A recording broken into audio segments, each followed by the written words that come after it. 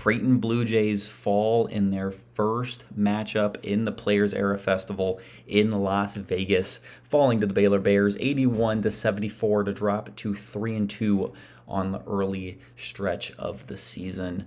Very tough matchup. In the first half, it felt like Baylor just could not miss a shot. Went into halftime shooting 56%. Creighton was shooting 46%, but it was really going into halftime. I really just felt like, can they cut this deficit? And they were able to cut it down to 8, which wasn't too bad. And then the second half, they were really able to get a lot of. I think Baylor, for one, fell back down to earth a little bit, but also Creighton played a little bit more aggressive on the defensive end. And they were knocking down some pretty big shots. But at the end of it, they just weren't able to go on a stretch. They never led in this game. It was always just them clawing back, but not too hard or not too critical of a matchup here because Baylor's really good. They're a top 30, top 25 team in the country, so nothing too worrisome. But a thing that you do worry about is the stat line here: 22 offensive rebounds to 8.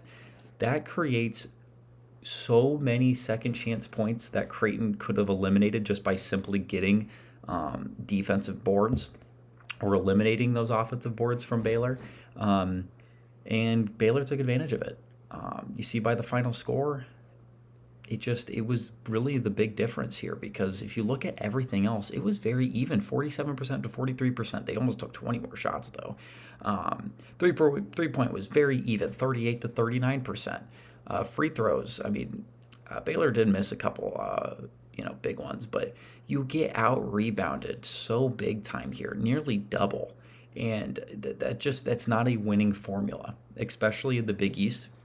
But I cut them a little bit of some slack because this is your first season, your first 5 games without Ryan Kalkbrenner, who you had for 5 years, who was just a giant tree trunk in the paint and pretty much eliminated everything. Taking a look at the box score here, some big time performances from the freshman Hudson Greer, who they were very close. Well, I guess no, they officially redshirted him, but then the injury with Jackson McAndrew, he's going to be out the rest of the season. Hudson Greer stepped in and he had himself a big time game, 23 minutes. But in that 23 minutes, 16 points, 7 of 8, and he knocked down 2 big time threes. But also just really established himself. He looked very comfortable, and he really looked like the only one really that came to play. But also some solid performances from Josh Dix. You kind of wish he was able to knock down some more threes, because if you look at that final score, a couple of these threes go down. It's a little bit of a difference here. Nick Graves was all right. He was a little bit cold today, but not too bad. He had 12 points. And then obviously Owen Freeman, he got benched a little bit early. He only had 9 points because he was not playing too good, and you saw it when he was getting yelled at from McDermott. Not a great one from him, because you spent a lot of money to get him here. But just a tough one for him. Hopefully that's just an outlier. Taking a look at the Baylor Bears, that is an explosive athletic team. Cameron Carr can jump out of the court. I was surprised he didn't. He drops 21 points, 7 of 16. He just made he had 9 rebounds as well. He was just making a lot of plays, big time rebounds, offensive rebounds. He had 4 of them, big time ones that really just hurt Creighton.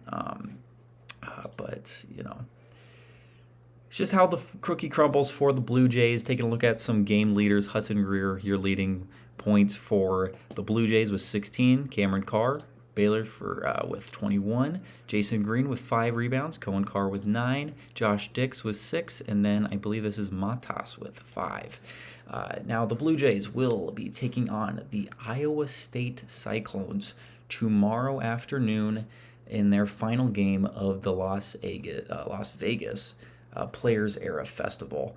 Thank you so much for watching, and without further ado, please like and subscribe, and thank you so much once again for watching.